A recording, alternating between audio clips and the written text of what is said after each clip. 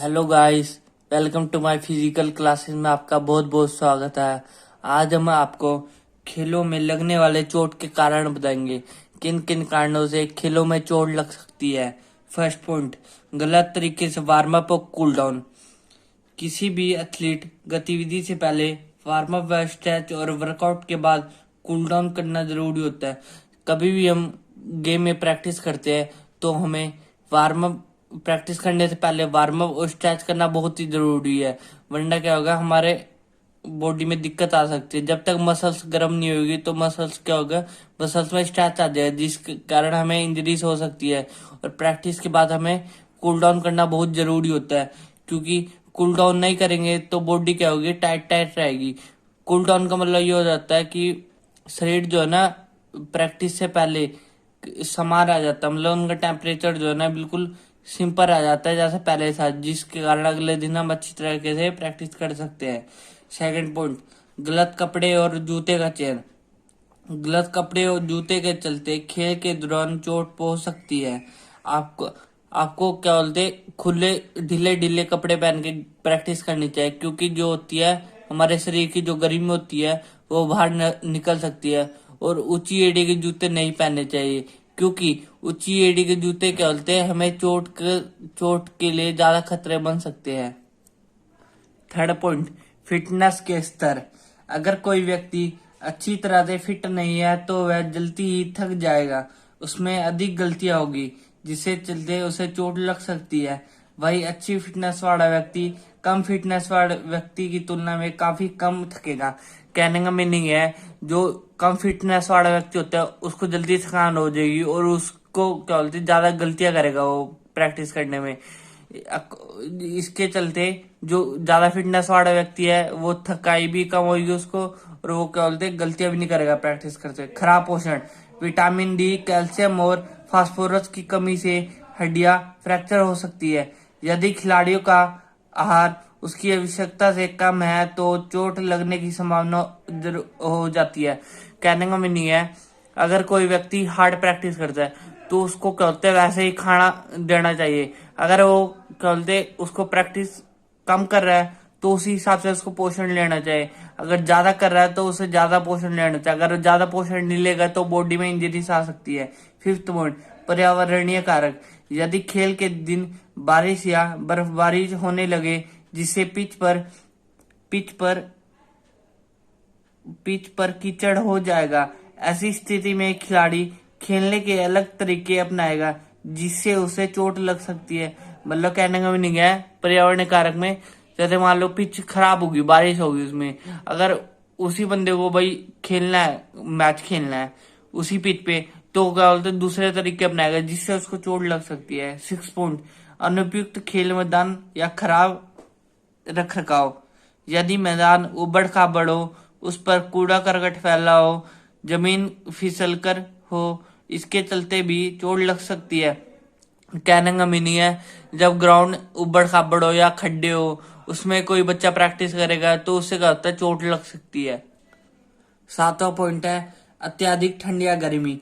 तापमान का एथलीट के प्रदर्शन पर महत्वपूर्ण प्रभाव पड़ता है। अत्यधिक तापमान के चलते हीट एम्बस, हीट स्ट्रोक आदि बीमारी हो सकती है, जबकि बहुत कम तापमान के चलते हाइपोथर्मिया हो सकती है। कहने का मीनिंग है, हमें जो है ना प्रैक्टिस 98.6 डिग्री फ़ारेनहाइट है प्रैक्टिस करनी चाहिए। अगर उससे ज्यादा गर्मी हो जाए, अगर ज्यादा गर्मी में प्रैक्टिस करेंगे या उससे कम ठंड में प्रैक्टिस करेंगे तो क्या होगा, हमें बॉडी में दिक्कत आ सकती है और कई प्रकार की बीमारी हो सकती है, जैसे हीट कैंपस हो गई, हीट स्ट्रोक हो गई, हाइपोथर्मिया हो गई आदि। गलत तरीके से प्रशिक्षण, खराब कोचिंग। यदि कोच द्वारा सही तरीके से कोचिंग नहीं दी जा रही तो वह कोच जिन एथलीटों को कोचिंग दे रहा है उन्हें चोट लगने का खतरा अधिक होगा। कोच को सही तकनीक बतानी चाहिए। यदि वह गलत टेक्निक बता रहा है तो इसको वह स्वयं और दूसरे को खतरे में डाल रहा है। कहने का मीनिंग ये है इसमें, अगर कोच खिलाड़ी को सही टेक्निक नहीं बताएगा या फिर अच्छी तरह से ट्रेनिंग देगा तो उससे क्या होगा, खिलाड़ी को चोट लग सकती है। अगर वही कोच अच्छी तरीके से खिलाड़ी को टेक्निक बताएगा, ट्रेनिंग देगा, तो उससे क्या होगा, चोट नहीं लगेगी। नोवा पॉइंट गलत तकनीक, इसके चलते खेल में चोट लग सकती है। बार बार गलत तकनीक के उपयोग के चलते स्थानीय ऊतक को नुकसान पहुंच सकता है, जिससे चोट बढ़ते बढ़ते गंभीर रूप ले सकती है। 10 थकान, थकान के चलते मांसपेशियों में खिंचाव आ सकता है, इसलिए गतिविधियों के दौरान बीच बीच में आराम करना आवश्यक है ताकि मसल्स में खिंचाव ना आए। कहने का मीनिंग इसमें यह है, जब हमको थकान हो जाती है प्रैक्टिस के दौरान तो हमें रेस्ट कर लेना चाहिए, पानी पूरी पी लेना चाहिए, क्योंकि क्या होगा, जो हमारी मसल्स होती है उसमें खिंचाव ना पड़े। अगर हम थकान नहीं लेंगे तो हमारा खिंचाव पड़ने लग जाएगा। अब हम पढ़ेंगे खेलों में लगने वाले चोट से बचाव। हम कैसे बचाव कर सकते हैं खेलों में चोट से लगने से कैसे हम बचाव कर सकते हैं अपने आप को। फर्स्ट पॉइंट, उचित वार्म अप। अगर हम प्रैक्टिस से पहले अच्छा वार्म अप करेंगे, मसल्स को गर्म करेंगे, 5 से 15 मिनट तक हमें वार्म अप करना चाहिए। जब तक हमारे शरीर में पसीना नहीं आएगा तब तक हमें वार्म अप करते रहना चाहिए, क्योंकि जब तक शरीर गर्म नहीं होता तब तक क्या होते हैं, हमें दिक्कत आ जाती है, वरना हमारे बॉडी में इंजरीज आने का ज्यादा खतरा होता है। सेकंड पॉइंट, उचित खिंचाव। खिंचाव वाले व्यायाम मांसपेशियों के प्रदर्शन में सुधार लाते हैं।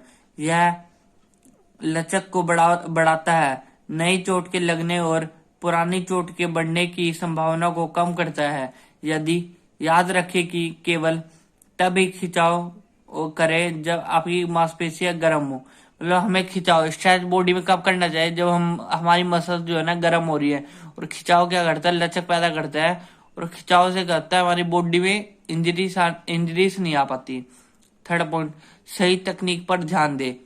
किसी भी खेल गतिविधियों के लिए गलत तकनीक से चोट लगने की संभावना अधिक होती है। सही तकनीक पर ध्यान केंद्रित करके आप चोट से बचेंगे, अच्छे ढंग से प्रदर्शन करेंगे।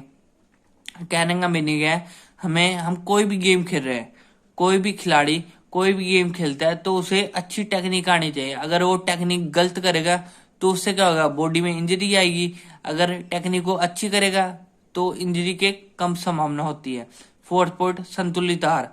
खिलाड़ियों को फल, सब्जियां और प्रोटीन से भरपूर अच्छी तरह से संतुलित आहार खाना चाहिए और नियमित रूप से खाने का कार्यक्रम बनाए रखना चाहिए।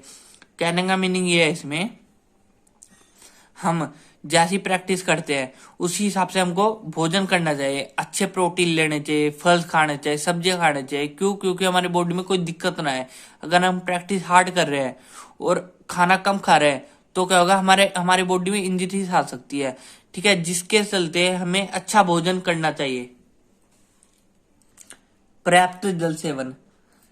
गर्मी से संबंधित बीमारी एथलीटों के लिए एक वास्तविक चिंता है। खिलाड़ियों को खेलने से पहले और खेलने के बाद पर्याप्त मात्रा में पानी पीना चाहिए। आप कोई भी खेल खेलते हो तो आपको द्रव स्तर को बनाए रखना आवश्यक है।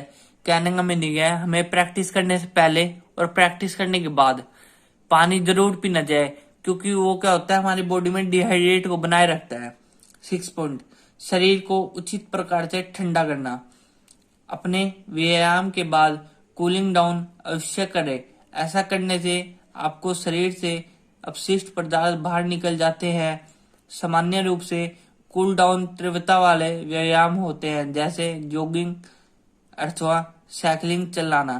कहने का मीनिंग है, हमें प्रैक्टिस करने के बाद कूल डाउन करना चाहिए, जिससे कहते हैं हमारे बॉडी का टेम्परेचर नॉर्मल हो जाता है, मतलब सिंपल हो जाता है, जिसके चलते हमें कोई दिक्कत नहीं आती। अगर हम अगले दिन प्रैक्टिस भी करें तो कोई बॉडी में इंजरीज नहीं आ सकती।